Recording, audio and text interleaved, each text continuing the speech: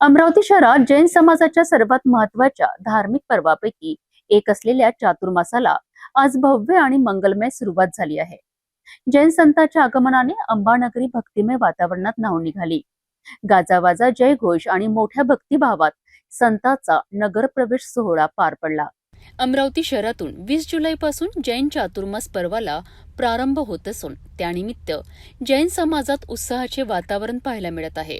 स्थानिक बर्तन बाजार येथील श्री जैन श्वेतांबर बडा मंदिरातून कैवल्यधाम तीर्थ प्रेरिका प्रवर्तिनी महोदया परमपूज्य श्री निपुणा श्रीजी महाराज यांच्या सुश्रीषा संघ स्नेहवारिधी प्रवचन प्रवीणा परमपूज्य श्री स्नेहयशा श्रीजी महाराज, परमपूज्य श्री सिद्धांत निधी श्रीजी आणि श्री शौर्य निधी श्रीजी महाराज यांच्या मंगलमय चातुर्मास प्रवेश सोहळ्याचे आयोजन करण्यात आलेत. गाजावाजा आणि जयघोषात विविध मार्गांनी विहार करत संत मंडळींचा बडनेरा रोडवरील श्री जैन दादावाडी संस्थानात भव्य प्रवेश झालाय. या सोहळ्यात जैन समाजातील ज्येष्ठ पदाधिकारी, श्रावक, महिला, युवक आणि युवती मोठ्या संख्येने सहभागी झाले होते. दादावाडी मंदिरात पूजाविधीनंतर परमपूज्य श्री स्नेहयशा श्रीजी महाराजांचे प्रेरणादायी प्रवचन झालेत. धर्म, संयम आणि आध्यात्मिक जीवनाचे महत्व त्यांनी उपस्थितांना पटवून दिलेत. ये तो बात चातुर्मास के संदर्भ में बहुत लंबे समय तक चली और लगभग 5 तारीख 5 जून नागोड़ा भैरू बाबा हमारे डमरू बजाते बजाते पहुंच ही गए.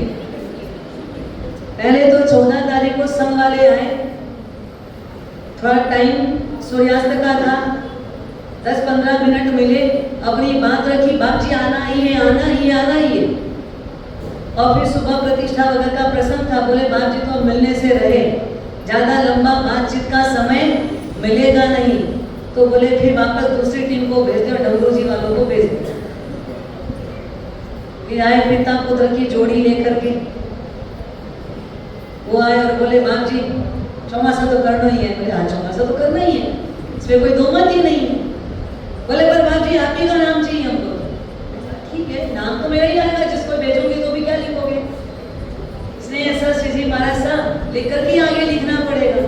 बोले बाप जी नहीं, आगे कुछ लिखना ही नहीं है, बस इतना ही तक हमको नाम लिखना है, इतना ही नाम चाहिए, बस इतने से नाम के लिए ओके बोल. और फिर उनके भैरव जी की जागृति कुछ अलग है. अब भैरव जी का थोड़ा सा ऐसा ट्रिक अजमाते हैं. वो ट्रिक अजमाया कि कौन कौन जाएगा और किसको किसको जाना है. हमारे जो महाराज साहब को हम लोग धमतरी छोड़ के आए, वो थोड़े से भैरू जी से नाराज भी हो गए क्षण के लिए. ये आपके भैरू जी मुझे ले जाना नहीं चाहते. एक लाइन उन्होंने बोल भी दी, डायरेक्ट भी बोली ना जसवंत जी आपके सामने, आपके भैरू जी मुझे अमरावती नहीं ले जा रहे. तो मैंने बोला उनके भैरू जी आपका कुछ विकास चाह रहे, इसलिए वो अमरावती नहीं ले जा रहे. क्योंकि जब आप मुझसे अलग रहोगे, अलग विचरण करोगे, तो आपको अपने स्वयं के अंदर रही हुई प्रतिभा को निखारने का अवसर मिलेगा. भैरू जी आपका उत्थान चाहते हैं, भैरू जी आपका विकास चाहते हैं, भैरू जी आपको और ऊंचा ले जाना चाहते हैं. इसलिए उन्होंने पर्ची में आपका नाम खोला ही नहीं, उन्होंने पर्ची निकाली. हमारे सामने पर्ची बनाने वाले भी वही महाराज साहब, पर्ची भी उन्होंने ही बनवाई. बाद में उनका जब नाम नहीं निकला तो वो थोड़े से मन से दुखी भी हुए कि मुझे गुरु जी से अलग रहना पड़ेगा.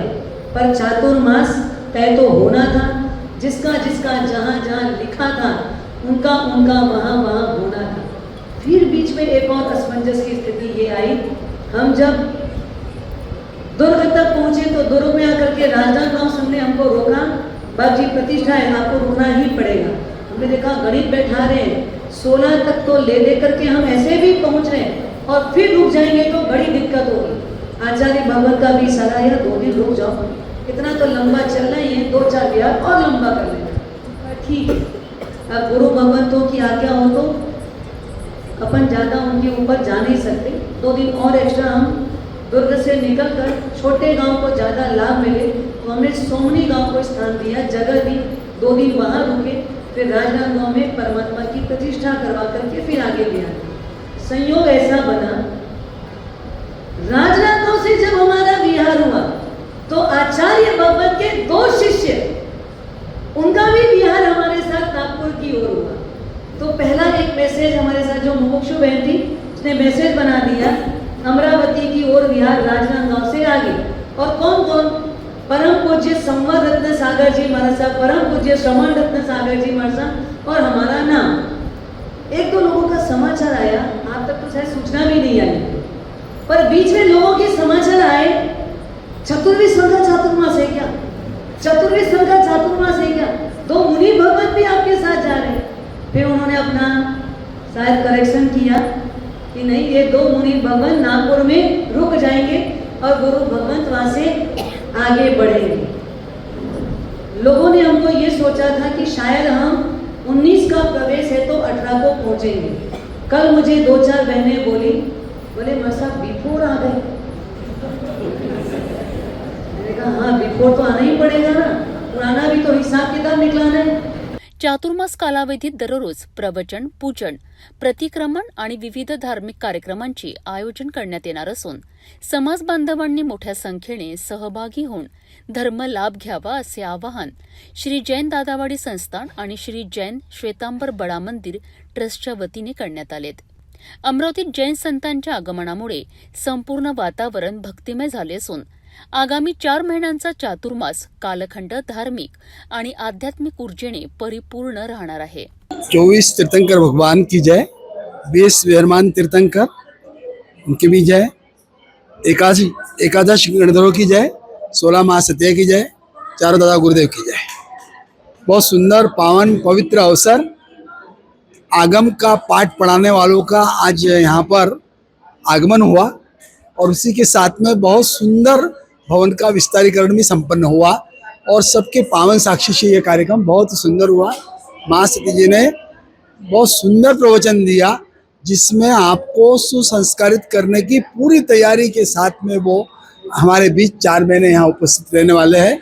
हम सबका कर्तव्य बनता है कि समय समय पर उनके सानिध्य में आए और अपनी आत्मा का कल्याण कर ले, अपनी आत्मा का निरीक्षण करने की बात उन्होंने बार बार कही है और हम सबको विश्वास है कि हम इस चातुर्मास का पूरा लाभ लेंगे।